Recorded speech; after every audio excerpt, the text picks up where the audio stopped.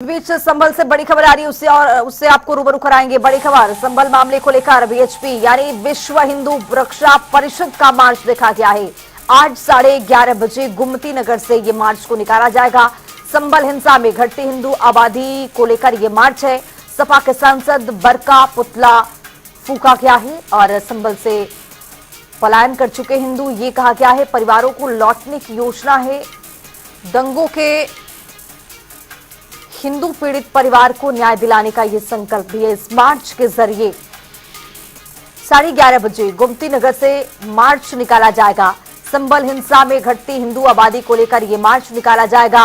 हिंदुओं को जागरूक किया जाएगा और जो सांसद हैं उनका आज पुतला भी फूका जाएगा। तो दंगों के हिंदू पीड़ित परिवार को न्याय दिलाने का यह संकल्प और इसी संकल्प के साथ इस मार्च को आगे बढ़ाया जाएगा।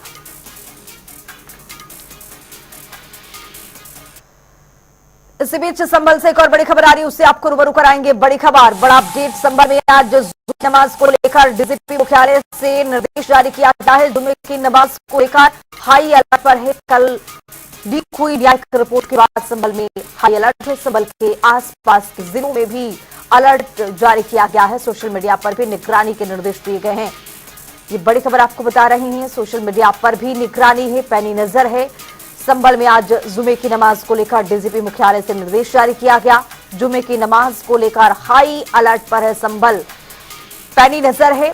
और आपको बताते चले कि जिस तरह से संभल के आसपास के जिलों को भी अलर्ट पर रखा गया है, सोशल मीडिया पर पैनी नजर है।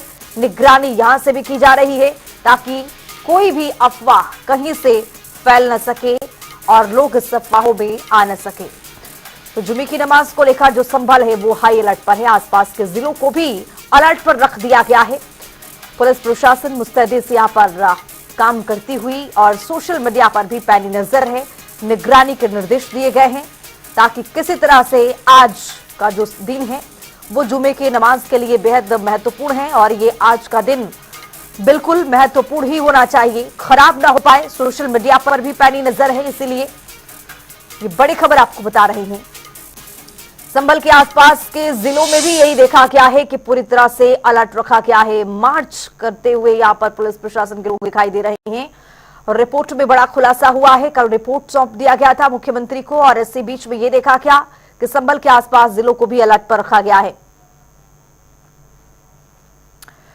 इसी खबर पर ज्यादा जानकारी के साथ हमारे सहयोगी तौकीर किदवई जुड़ रहे हैं। तौकीर, अब जिस तरह से कल रिपोर्ट सौंपा गया है मुख्यमंत्री के सामने और उसी को लेकर अब पूरी तरह से जो संभल है वो अलर्ट पर है, क्योंकि आज जुमे की नमाज भी अदा करनी है। क्या अपडेट है वहां पर? प्रशासन की तैयारी किस तरह की? देखिए, डीजीपी की तरफ से आज दिशा निर्देश जारी किए गए हैं। खासकर संभल को लेकर कहा जा रहा है कि जुमे की नमाज को लेकर सिर्फ संभल नहीं, ऐसे सभी वो संवेदनशील इलाके जहाँ पर पहले कभी हिंसा हुई है उन जगहों को भी अलर्ट मोड पर रखा गया और वहां पर भी पुलिस फोर्स बुलाई गई है। खासकर समय के आसपास में भी पुलिस के अधिकारी उनसे भी गया है कि वो खुद वहां पर पहुंचे। फिलहाल तक जो सोसाइटी ने अपनी रिपोर्ट सौंपी थी मुख्यमंत्री योगी आदित्यनाथ को, उसके बाद से चर्चा तेज हो गई है कि पलायन को लेकर जो हिंदू पलायन हुआ वहां पर उसको लेकर आक्रोश है।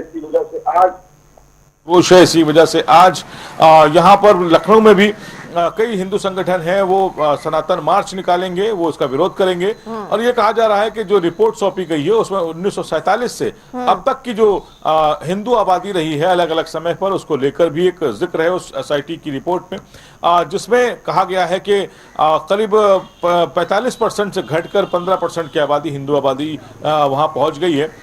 इस आजादी के बाद करीब 15 घटनाएं हो चुकी हैं बड़ी वहां पर हिंसा की। फिलहाल ये इस रिपोर्ट के बारे में ये भी कहा जा रहा है कि अभी बहुत पुख्ता तौर पे कुछ नहीं कहा जा सकता क्योंकि ये गोपनीय रिपोर्ट है और जो न्यायिक आयोग की जांच रिपोर्ट क्योंकि गोपनीय तरीके से ही सौंपी जाती है। फिलहाल जो चर्चाएं जिस तरह से हो रही हैं इसमें कितनी सच्चाई है ये भी एक अभी बड़ा मुद्दा है। दूसरी बात ये भी है कि संभल की जो रिपोर्ट है उसमें 5 लोगों की हत्या भी हुई थी हिंसा के दौरान। उसमें क्या कुछ अभी पुलिस की तरफ से रिपोर्ट में क्या कहा गया और एसआईटी की रिपोर्ट में क्या कहा गया, तो फिलहाल ये जरूर कहा जा रहा है कि संभल अभी कुछ समय तक चर्चा का भी मुद्दा रहेगा। और फिलहाल सिक्योरिटी के लिहाज से भी वहां पर ज्यादा खास पैनी नजर रखी जा रही है। संभल में तो पुलिस अलर्ट पर रही है।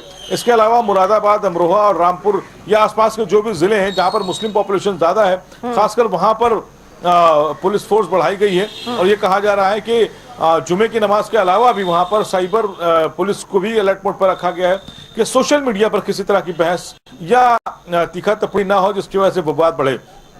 फिलहाल अफवाहों पर नजर रखने के लिए कहा गया है।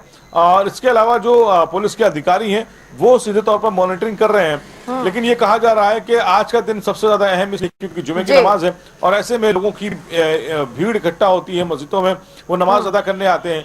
किसी तरह की अफवाह ना फैले जिससे वहां का माहौल तनावपूर्ण हो। तो फिलहाल इसको लेकर आज पुलिस की तरफ से भी अलर्ट जारी किया गया है और खासकर संभल और आसपास के जिलों में भी देखा जा रहा है कि पुलिस फोर्स बढ़ा दी गई है। तो आखिर जिस तरह से इसमें जिक्र ये भी हुआ है कि उस टाइम के जो दंगे वाले लोग थे जिन्होंने दंगा किया है, सपा के राज में, सपा के कार्यकाल में ये दिखा गया कि उनको सेनानी घोषित कर दिया गया। ये भी खबरें निकल करके सामने आ रही है।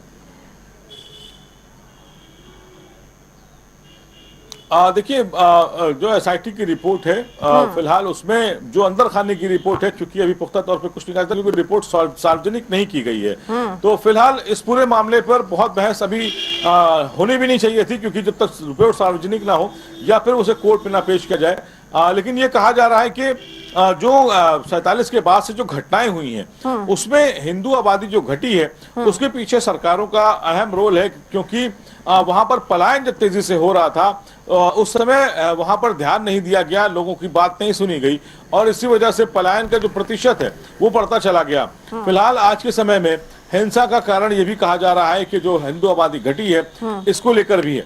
फिलहाल जो 24 नवंबर 2024 को हुआ था उसमें यह कहा जा रहा था कि जो शाही मस्जिद है उसमें जब सर्वे कमेटी की टीम और जो कोर्ट कमीशन की टीम और उसके अलावा जो एसआईटी और जो वहां पे पिटिशनर जब वहां पर पहुंचे तो कुछ हिंदुवादी संगठनों ने वहां पे नारे लगाए। इसकी वजह से वहां पर हिंसा भड़की। लेकिन सबसे बड़ी बात यह है कि जब कोर्ट कमीशन के साथ वहां पर अन्य टीमें पहुंची थी तो पुलिस कहां थी, जिन लोगों की मौत थी वो किसकी गोली से हुई, कई तरह के सवाल उस समय भी खड़े हुए थे। और जो सांसद वहां के जियाउर रहमान बर्क का नाम आया था तब समाजवादी पार्टी के कई नेताओं ने उसका विरोध भी किया था, क्योंकि समाजवादी पार्टी के जो सांसद हैं वो उस वक्त संभल में मौजूद नहीं थे। इसको लेकर काफी विरोध भी हुआ था। लेकिन ये कहा जा रहा था कि जो घटना है उसके पीछे पुलिस का फेलियर है। तो फिलहाल ये भी देखना होगा कि जो एसआईटी की रिपोर्ट है क्या उसमें उस दिन की घटना का भी पूरी तरह से जिक्र है कि घटना की पीछे की वजह क्या निकल कर आ रही है और क्या वो सभी आरोपी जेल में हैं। ये भी एक बड़ा मुद्दा है कि उस घटना में जो लोग शामिल थे जिनकी वजह से हिंसा हुई वो कितना आइडेंटिफाई हुआ, पुलिस ने अब तक जो कार्रवाई की, क्या एसआईटी की रिपोर्ट और पुलिस की रिपोर्ट में कोई कंट्राडिक्शन है। तो फिलहाल आज का दिन जुमा है, इस पर तो अहम है ही है, लेकिन ये एसआईटी की रिपोर्ट, विस्तृत रिपोर्ट जब पढ़ी जाएगी तब जरूर कहीं ना कहीं कुछ लोगों पर गाज भी गिर सकती है। और ये कहा जा रहा है कि कुछ ऐसे आरोपी जो फिलहाल इस पूरे मामले से बच निकले हैं उनको भी इस गिरफ्त में लिया जा सकता है। चलिए, बहुत शुक्रिया तौकीर तमाम जानकारी के साथ जुड़ने के लिए। तो आपको बताते चले कि संभल में आजादी के बाद कुल 15 दंगे हुए। रिपोर्ट में संभल 1976 के दंगों को लेकर बड़ा खुलासा हुआ और इसी को लेकर संभल हाई अलर्ट पर है। संभल के आसपास के जिलों को भी हाई अलर्ट पर रखा गया है, चूंकि आज जुमे की नमाज को अदा करना है और इसी को लेकर पूरी तरह से तैयारियां दुरुस्त कर ली गई हैं।